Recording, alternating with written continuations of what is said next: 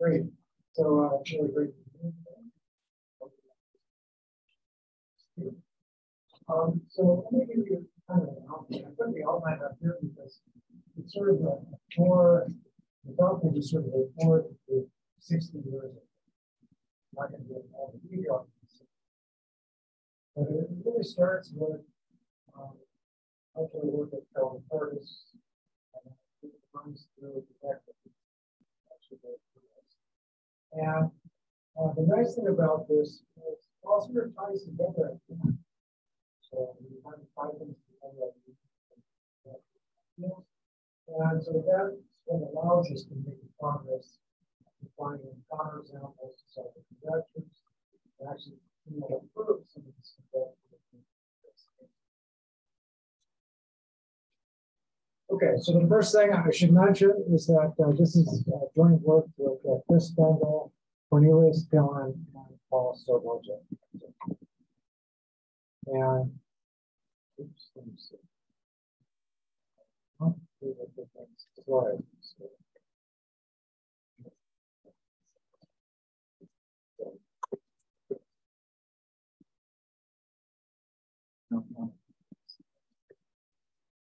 Great. Okay, so our work sort of appears in 5 papers, and it's like, you know, a lot of these like Netflix series like Corporate Talk. So we have our 5th paper that just came out, paper number 6 is worked on that. And so I'm not going to actually speak on the most recent archive paper. I'm going to do that for my thought. But mainly the work is going to come in the first 4 papers. Mostly from the last 2 papers. All right, so let me give you some background. So GS can be a simply connected algebraic group over an algebraic group close field of characteristic P. Script V will be its the algebra. It's a restricted Lie algebra since we have characteristic P. And what you can do is you can form the restricted universal enveloping algebra. So this is a quotient of the ordinary universal enveloping algebra. You can actually find the quotient such that you get a finite dimensional algebra with G. And this finite dimensional algebra corresponds to the restricted representations for the algebra. And so the basic question is, if you're given a module for the algebra, when can you actually lift it to the algebra? In characteristic 0, you can do this. But in characteristic 2, this is a rather difficult question to answer. And so what does lift mean? It means that you find a G structure for M such that when you differentiate it, you get back to the original. All right, so what was one of the first results in this area? One of the first results was a work of Charlie Curtis that was back in 1960. And he showed the following. So suppose you have a simply connected algebraic group, and you look at the irreducible representations for the real restricted ones. And it turns out that you can always lift them. And it turns out that the lifts are unique. So the structure, the G structure is actually unique. And you know, this is a very important theorem because if you want to know all the representations for the algebraic group, you can obtain them by looking at the restricted representations and twisting them and taking tensor products. And so that's given by the Steinberg tensor product. Okay, so Steinberg actually showed us how to do this. And so if you want to know the characters of irreducible representations, you just have to know the characters of the irreducible representations for the real. And you can figure out the characters of the irreducible representations for the algebraic group. Okay, so let's move to the next decade. So I'm going to look at a question of Humphreys and Verma. So it turns out that Humphreys and Verma were students together at Weyl back in the 1960s. And they were thinking a lot about representation of the algebraic characteristic. And one of the questions that they actually came up with, because they sort of knew Curtis's results at the time, was if you take a projective indecomposable model for UFGs. Remember, UFGs are finite dimensional algebra, so you have all these projective models. They're all finite dimensional, indecomposable ones anyway. And so you can ask yourself, you have a projective indecomposable model for the algebra, UFG. When does it actually get to a G structure? So this became known as the Humphreys-Verma question. So it turns out that there's quote a proof for this in Humphrey's book back in 1976, but unfortunately the proof is not correct. And this question still remains open to this day. So it's still unknown whether this actually holds for all three or not. So some results that are positive along these lines are the following. So Ballard in 1978 actually proved the Humphreys-Verma question and answered it in the positive for p greater than 3h minus 1. Now, this was in his thesis. And then Jantzen soon thereafter lowered it down to 2h. All right, but lower than that, we don't know. Actually, we do know it's in our fifth paper. All right, so now before I introduce some of the other things, I have to give you the standard notation for algebra. So G will be connected, semi-simple algebraic group. I'm going to think of it as a group scheme sometimes rather than just a group. So what I can do is I can take the Frobenius graph. So GR is the Frobenius graph. So you have a Frobenius map that goes from G to G, and then you can iterate the Frobenius map all the times, and then you can take the scheme to the kernel, and you get the Frobenius map. And this is a way to also realize the algebra representation too. So for R equals 1, G1 corresponds to restricted representation. Okay, so the Lie algebra situation is sort of embedded in this. You take R equals 1. All right, then what you do is you take the dominant weights, that's x1, x plus, standard notation. XR are the PVR restricted weights. So these are dominant weights where the coefficients only go from 0 to PVR minus 1 in terms of the fundamental weights. And then there are these four players that are important. The four families of modules, the rational G modules indexed by dominant weights. So one are the simple modules, all lambda. Then you have these co-standard and standard modules. So if you know things about highest weight categories, that's what you just come up with. So you have reduced modules given by the nablas, Weyl modules given by the deltas. And then we have these indecomposable tokens. So these are modules which are filtrations by both the induced modules and the Weyl modules. So you have separate filtrations sections of induced modules.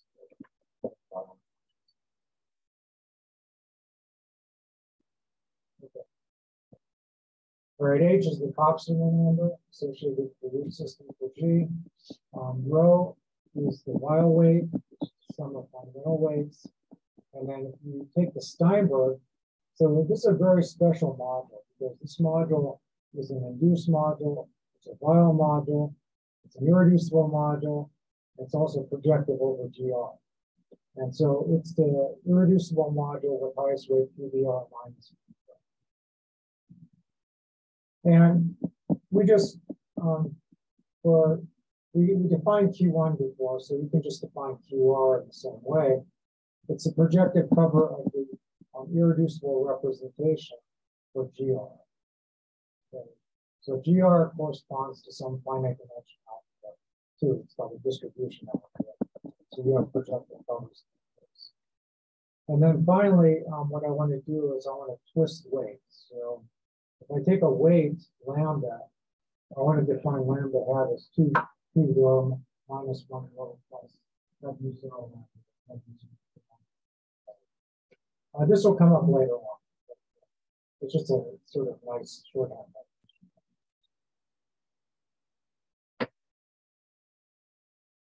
Okay. Other main questions up until this point. So well, he was a student. Let's see.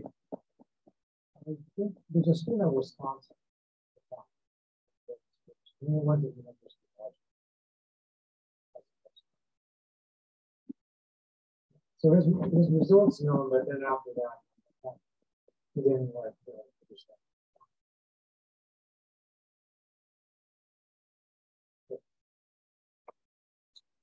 Okay. Good. All right, so what I have to do is I have to give you sort of background on good filtrations and good filtration. All right, so let me start with the good filtration. So you take this Weyl module. The Weyl module is these reduced modules. And so a module has a good filtration if you have a filtration. So we have a bunch of submodules, summation of submodules, such that the quotients are actually these induced. It's like a composition series, except the quotients are actually. So now what you can do is you can sort of ask yourself, well, can I have other filtrations to use other types of modules? And here, what we're going to do is we're going to define these PR filtration modules as follows. So what you do is you take a dominant wave and you sort of express this in periodically in terms of the restricted wave plus PR1, the lambda 1. And then you take a tensor product. So you take a PR restricted module in terms of the first component, and then you take an induced module and you twist it by the action of the forbidden. So what does that mean?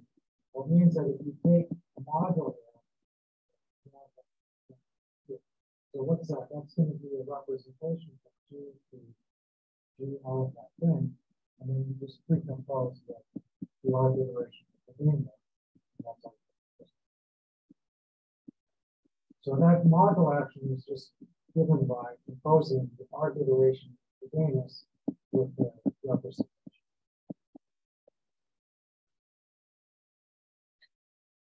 So if you twist the module by the heart, so you then you do GRS trigger. GRS trigger. Yeah. So I mean, it's a module actually. Okay, let's move on. All right, so we're now up to the 80s. And so after Jantzen actually verified the Humphreys Roman conjecture, we actually asked the following. So this was Janssen's original conjecture. So if you take an induced model, then does it have a big PR filtration? Okay, so does it have an ascending chain of submodules with proportions of these PR modules? And so it turns out that I want to have part B, which is a special case called A. I call it Jantzen bag. And so I'm just looking at circuit wave. So if we take a restricted wave and I twist it, this is that definition I had before, I want to know that the nabla on the twist has a good PR filtration. Okay, so this is only a finite set of modules that show why I thought this stuff. Now, it turns out that Partial and Scott answered the first Jantzen question. General purpose is found 2h minus 2, and as long as the listed conjecture holds. But it doesn't necessarily hold in 2h minus 2, but a lot of times it might. And then Anderson gave a general quadratic down for when Jantzen question. Oh, this result is fairly it's a very old question, but we don't really know very much about it.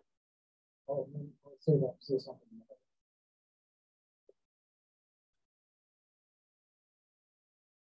Okay.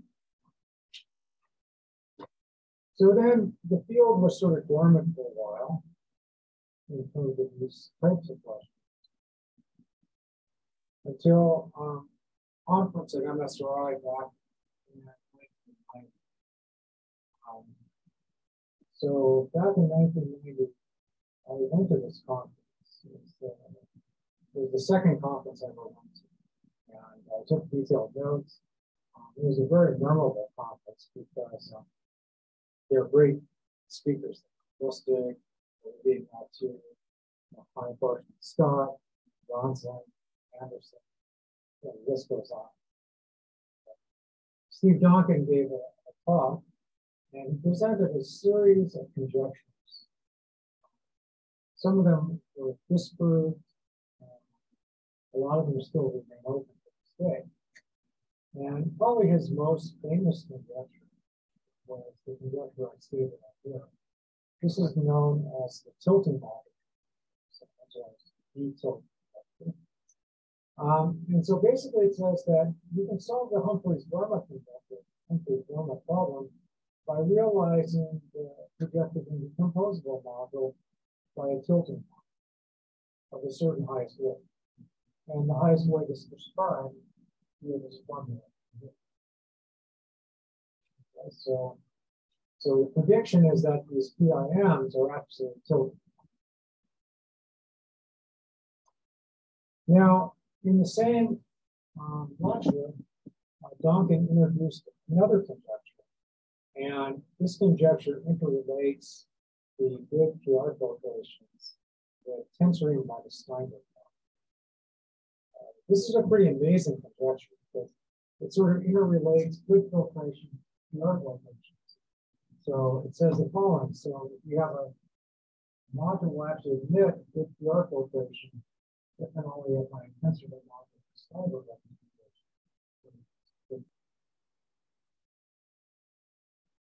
So it interrelates the two types of filtration, just tensoring by the Steinberg.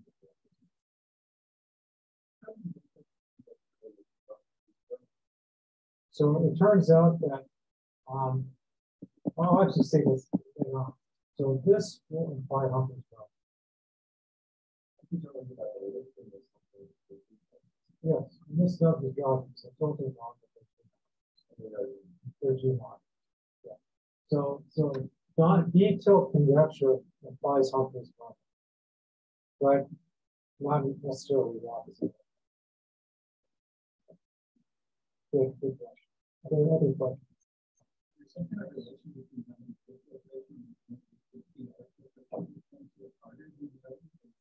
Yeah, and that's a good point.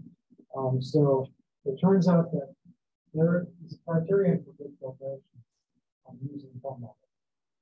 And that was it still remains open whether there's a cohomological criterion.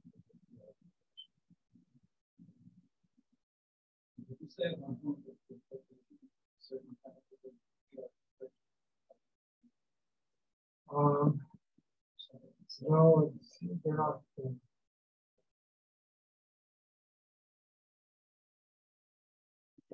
Okay, other questions?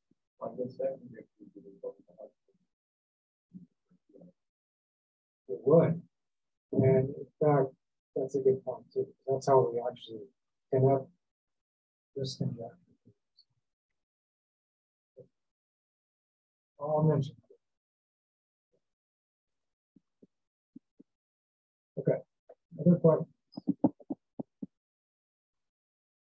All right, so let me mention some more results.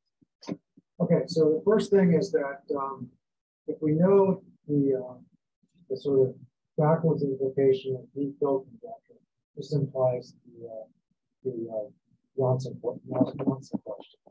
Because if I take Steinberg tensor and induce model, that'll have a good filtration by work over every module. The tensor product of two modules with good filtration. That's a good filtration. So that would be a good filtration, and then we'll have a backwards direction where we have a pure filtration. So we have concentration. All right. Now, using sort of the proof with the Humphreys-Burma conjecture, you can actually prove the DTilt. This actually appears in Jantzen algebraic groups. It's part of the chapter, one of the chapters. So for p bigger than 2h minus 2, you can actually prove the tilting method. So it holds for lots and lots of times.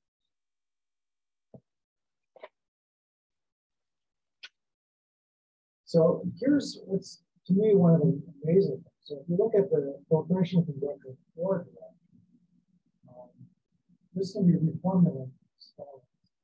You take Steinberg R, tensor restricted irreducible R. You just want to know whether that's a tilting. So it's enough to show that that just has a good filtration. So, and I talked with Steve Donkin about this 3 or 4 years ago. And he thinks that this may hold for all p.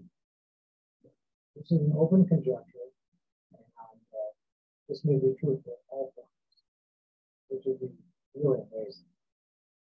So take a restricted irreducible method by this time.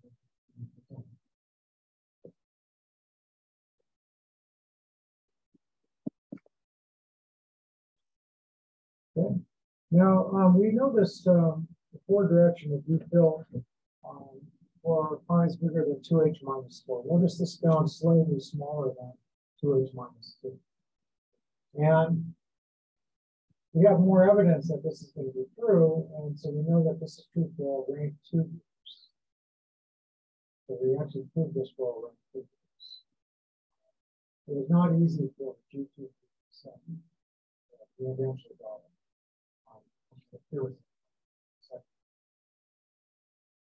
For all rank 2 groups, everything is good, and then some rank 3 groups we have. So in general, we have 2h for those bound possible. All right, so what I like to do next is I like to put everything together. I've thrown a lot of things actually. And now I'm going to actually give you the connections between all these conjectures. Okay, so we already talked about implication number 4 now. So you know the DTilt holds and you know the Humphreys. So 4 we know is good. Now it turns out that implication 3 is harder to prove, but it really involves understanding the Steinberg R tensor of alpha and using a cohomological criterion. And so Tobias Kildetoft in the series in 2013, and I wrote a paper, and we were actually able to prove the implication 3. So this is back in 2000. Now, later on, Paul Sobaje was a postdoc. And when he was a postdoc, I actually challenged him to sort of prove that if you have the filtration conjecture in both directions, then it implies a tilting. So he was actually able to do that. He proved that in a very beautiful paper. And so he proved that the filtration conjecture in both directions implies the tilting model. So we now have a connection between the filtration conjecture and also the tilting model conjecture. That is sort of hierarchy of implications. Now, this proving that DFilt both directions is not easy to do. So what we needed to do was we needed to find an intermediate implication. And that's this implication here. So of course you want to sort of add to p-filtration this way and put another condition on. And it turns out the right condition to use is this J question diagram. So you don't have to know the full Jantzen question in general, you just have to know it for certain ways. And this turns out to be extremely important and useful because these conditions are verifiable. We can actually verify them. And that gives us a new way to connect the question. I'll show you how we actually do that. Okay, questions on this? So we have all these sort of working parts together. This is this hierarchy of sort of a shared path.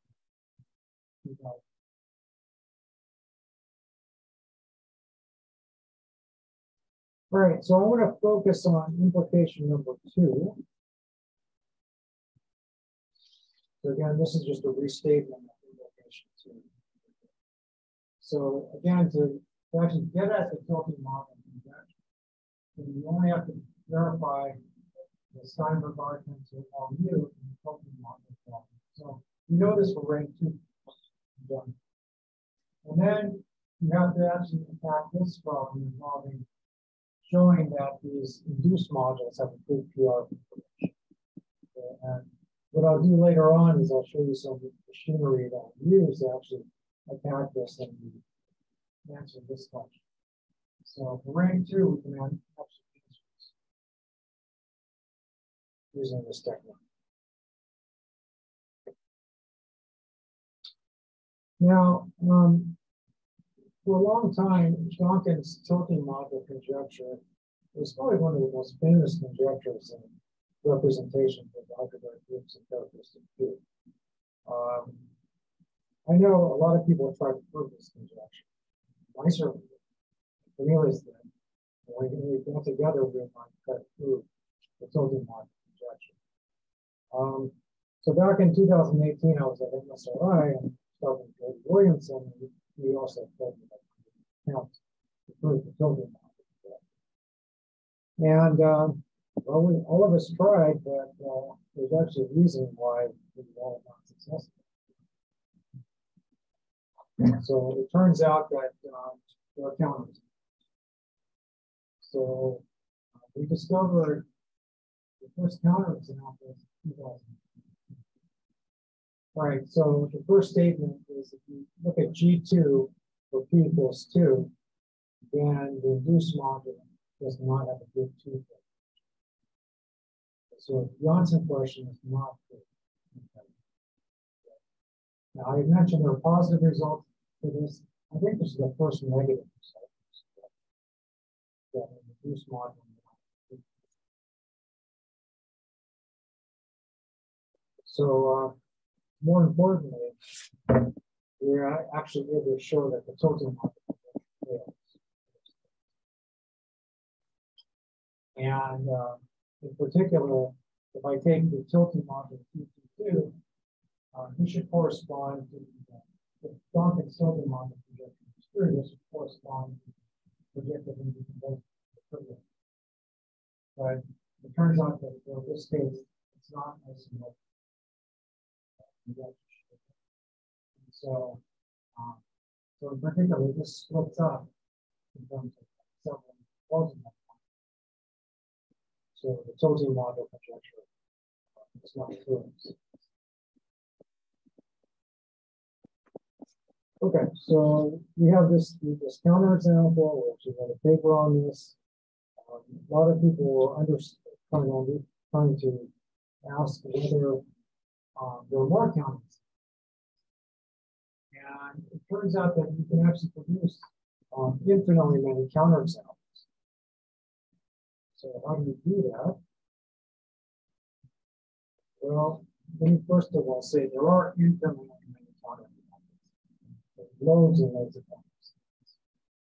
So I just want to summarize this and then I'll sort of give you the ideas. All right, so it turns out that if you pick a root system, and let's suppose you're not in type A or B2, right? Then there's a time for which G produces a counterexample to the Jantzen question and the tilting module projection. Right? So I listed the primes that we know counterexample. So for Bn, you can keep Tn, you can keep 3. Now notice that this is not a bad prime. Okay. And it turns out that you suspect that CP will give you a counterexample. It's still less than the constant. But this looks like a lot more counterexamples. And then for DN, and then we don't need to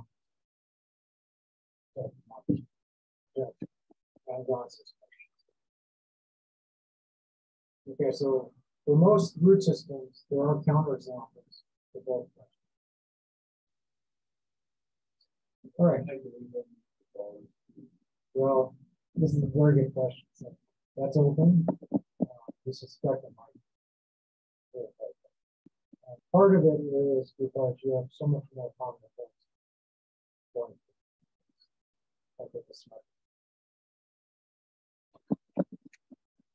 For B2, we're done. I'll mention that later. But for B2, the tilting module conjecture holds for all things. The Janssen's question holds for all things too. So for B2, everything is settled. Still.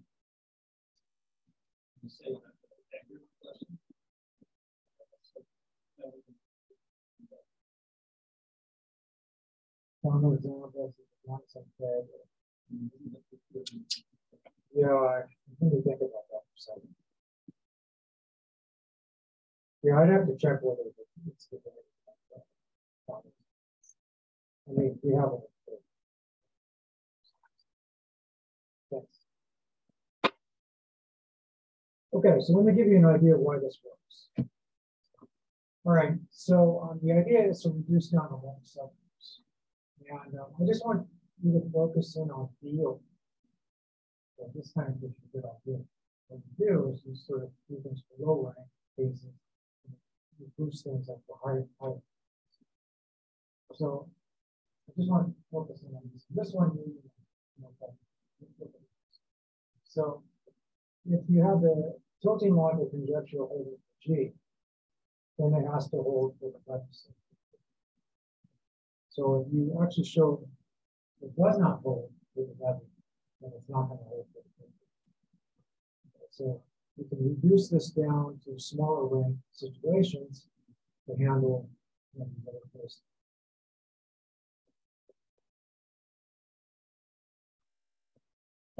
And so these are the cases that we have to handle. Now, I've already talked about G2.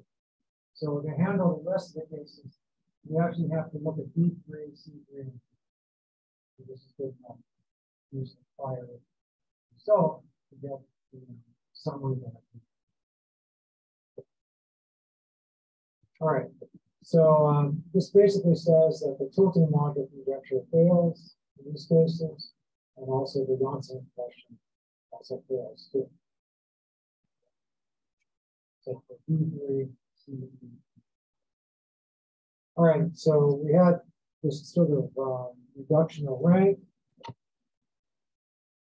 And now I have to tell you how we handle these cases. And this is kind of a very interesting thing.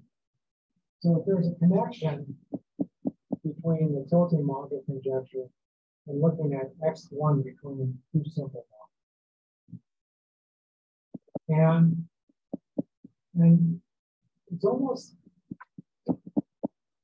our suspicion is that maybe the tilting module conjecture is sort of connected with X1 being tilting module.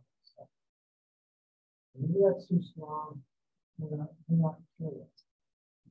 But one thing that we do know is that if the tilting module conjecture holds, then it imposes strong conditions on the X. So you have to actually have, if you have something in the socket, the X1 as a module for G, then it has to have certain weights. So first of all, it has to be a submodule of the Weyl model. And you have to have this condition. So this is further using the prior results. And you really have restrictions on the type of weight that it can occur in the socket X1s. Simple. All right, so let me give you an example. So what I'm going to do next is I'm going to reproof the G2 case using this technique. Okay, The other cases are sort of similar.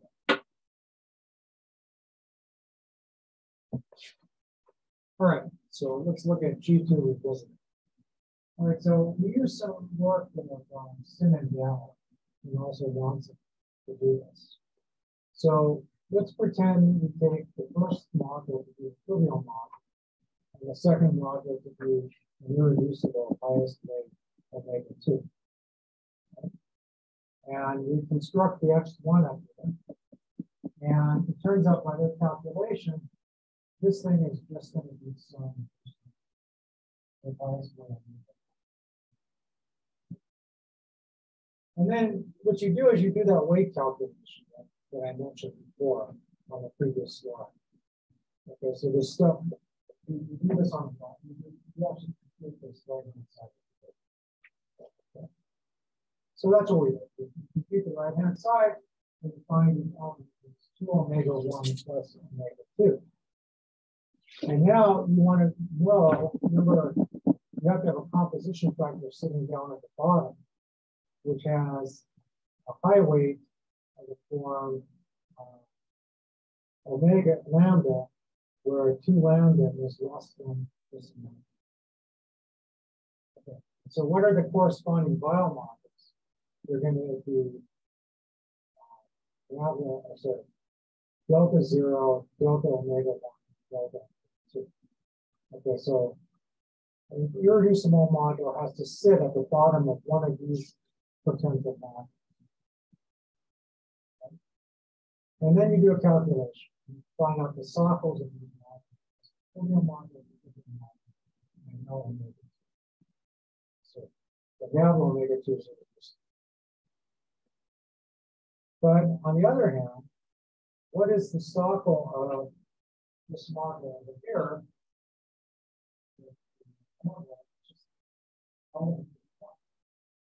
It doesn't match it. So that means that the tilting module conjecture can hit by the previous step. Okay, so it's a direct calculation, and we're using that weight restriction that we have and showing that the tilting module fails for G2.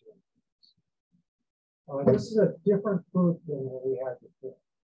So we had a different proof in our first paper. This is sort of a new technique. The cool thing about this is that it relates the PMC to this sort of structure of the X curves.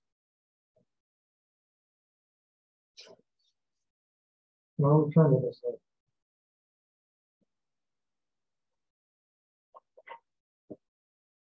Okay, so now I told you a lot of bad news. It shouldn't be bad. Some people, we're scientists. Right? Although Olivia and Matthew told me that when we found the counterexamples, a lot of people disappointed. That's not. That's the way it goes. However, it's still possible that you can prove the tilting module conjecture in many cases.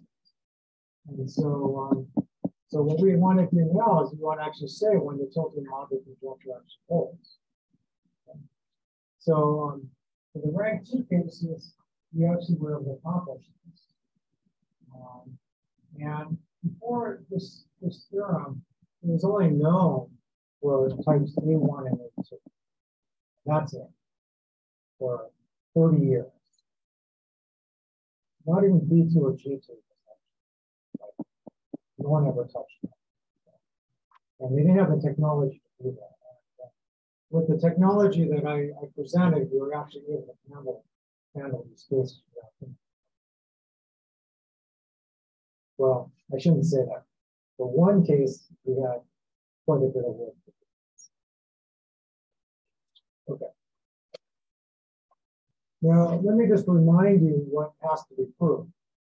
So, you mentioned that in rank 2, we already know that Steinberg functional is a token. Okay, so that's already taken care of. The DFilt in the forward direction is already taken care of.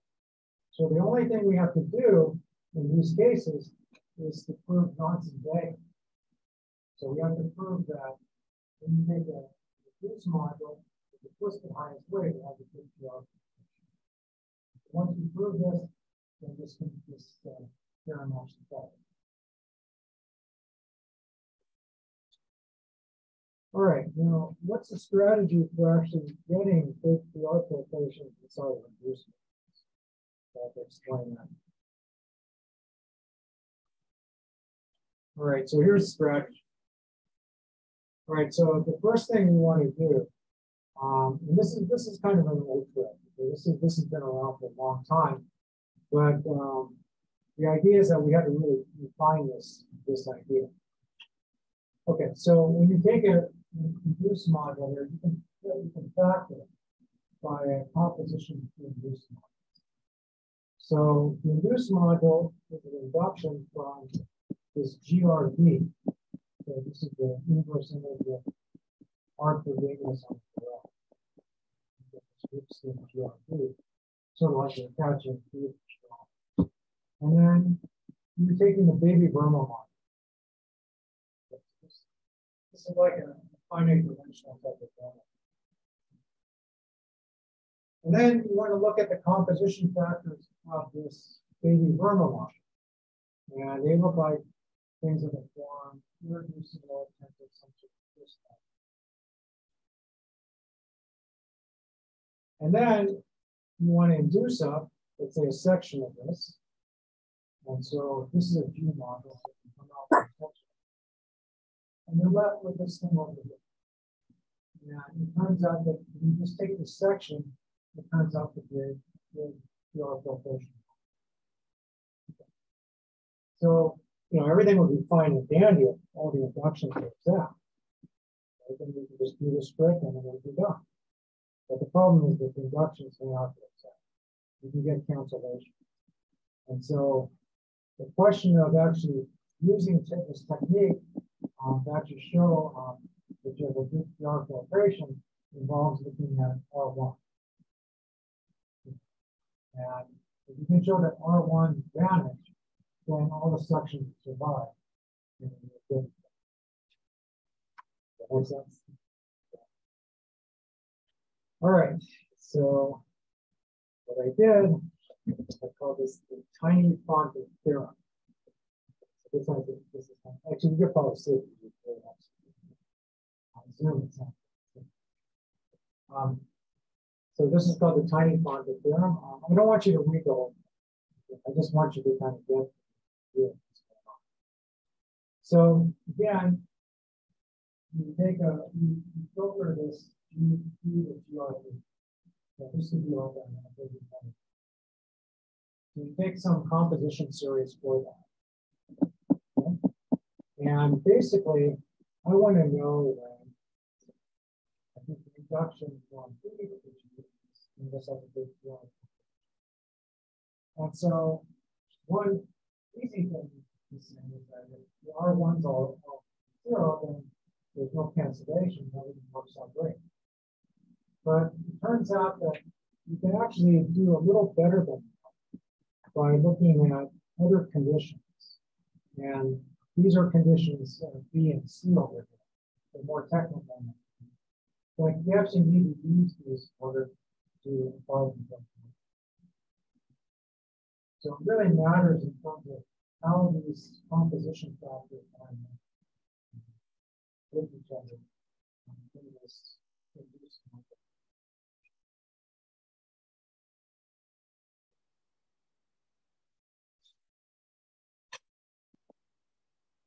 All right, there's some very easy things you can do. We do this in our paper. You want to know when R1 is 0 or not 0. And so there are conditions on when this happens. And this involves using the Steinberg. And so, for example, R1 of this not being 0 imposes a condition on having a weight inside the Steinberg representation. The curve product is simple.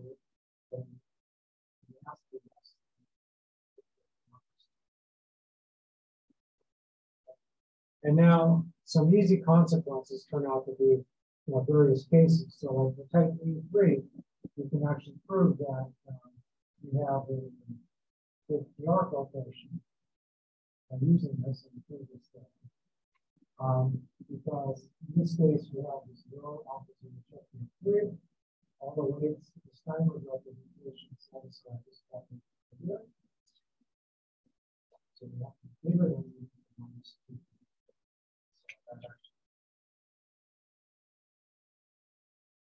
So you can use things like this to handle lots of cases, but there was one case which was extremely stubborn. Yeah, that's the G2 group of summons. So for this case, we had to use a lot of ideas. The first idea was that we had to use, well, okay, so the first thing we tried was we tried to promote a term, whether we knew how to compute characters of tilting models using like p-Filtration for G2 group of 7. So then we had to figure out something else. So this took about 2 years to actually figure out. And so the idea is that we need to look at the baby Weyl model, and we need to look at the composition factor. But we need more than just the composition factor information. We need to know where they stack up in the radical filtration. And the way we did that was we used the Kildetoft-Nakano. So we know the listic conjecture holds in this case, and so we're actually able to use Kildetoft-Nakano to do that. Okay? And so there are 12 alphas that you have to check, and Chris Bendel cranked everything out on computers, and every week we get an alpha. It took us about 3 months to get all the calculation. But once we actually had the calculations, we would apply the tiny quantum term to verify that we don't have the calculation. So that allowed us to verify the Jantzen dagger for this case, and that allowed us to actually prove this case using these computer techniques.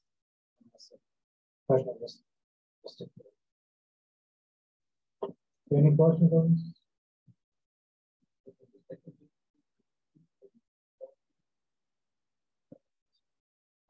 I don't think so. I think it's only 3 degrees. Yeah.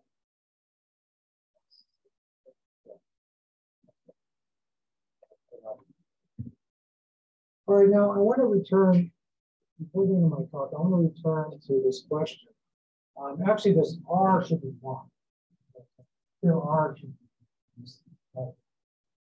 So we want to know when the X1 for G1 of the irreducibles, between the 2 irreducibles, is tilted. And it turns out that Anderson actually proved that it's a tilting model for p bigger than 2h minus 3. And we were actually lower than a long time ago to 2h minus 3. And, our question is whether, continuing to lower this down will be a useful step in actually proving the tilting. And we know there's going to be some connection, but we're not sure whether this is going to be a viable technique to actually get a tilting model. We like to prove it for p bigger than h. Actually, Commode, Jory, Locke, Reach will also like to prove it for p bigger than h. But then they can apply the tilting module algorithm to build this bridge. So for p bigger than h, we'd like to know whether this is true. For the X1 groups and also the tilting module. All right, so the last thing is we're in Georgia, and I'm sure that we're inundated with political ads for various candidates. And so I'm going to give you my advertisement. It's not political. All right, so there is an upcoming American Law Society meeting in and we'll do an all February 13th to 15th, 2020.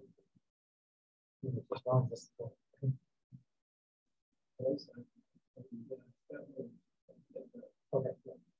All right. So Cornelius Dillon will be given an MSRI address. Sure won't speak on some of the material that we're talking about today. And in conjunction with his MSRI address, and then start the session and find out groups, people are interested.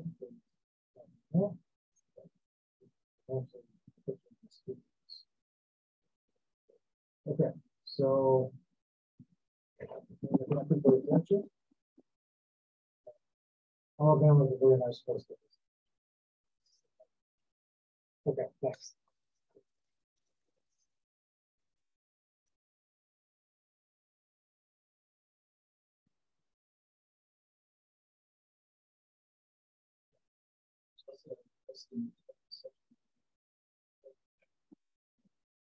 Oh yes, the CPS. Yes. Yes.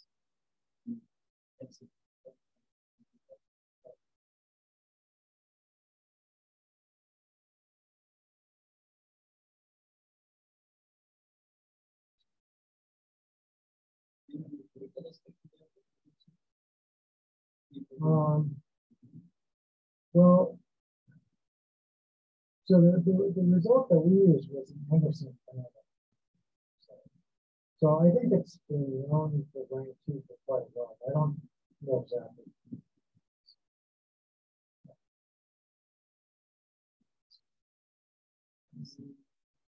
I would look at Humphrey's.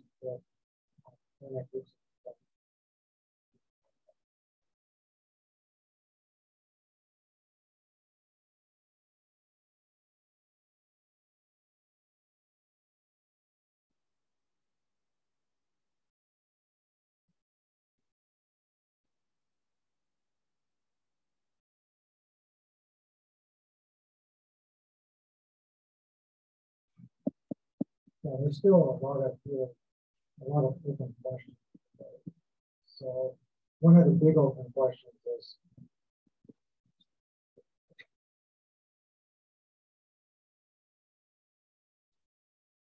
we really don't know very much about this default and one extreme. We don't know very much about the Jantzen question. So that's still a new thing. We need progress in that direction. We know a lot more on this thing than on this.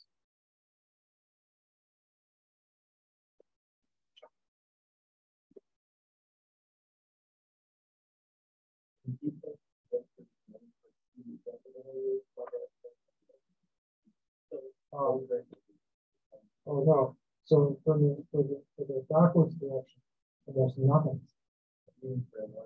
That's right.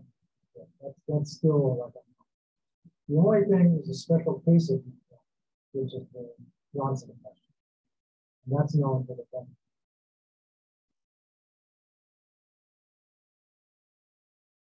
So the Jantzen question is the special case.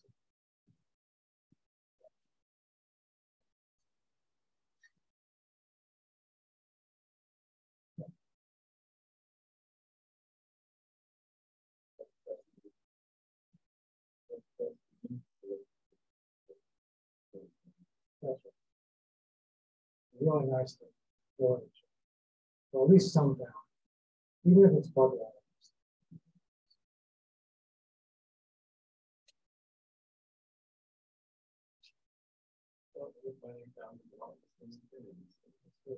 Oh, I should also mention that, if you look at Williamson's part, then you know that there's the one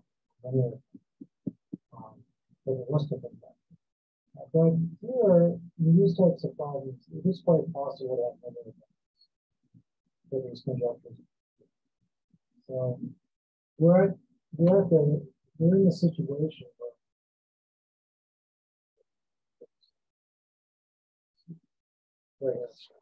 So, by Williamson's point, this X group is going to vary depending on what you have.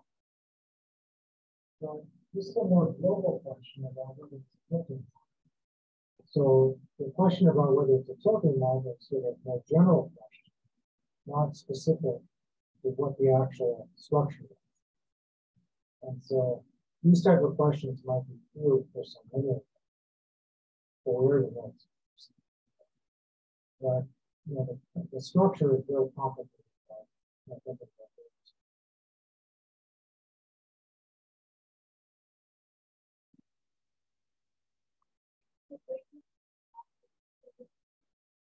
Oh, the one where you disprove the rest of the structure. Or you disprove the rest of the structure. And you know, list of conjectures connected with the next time.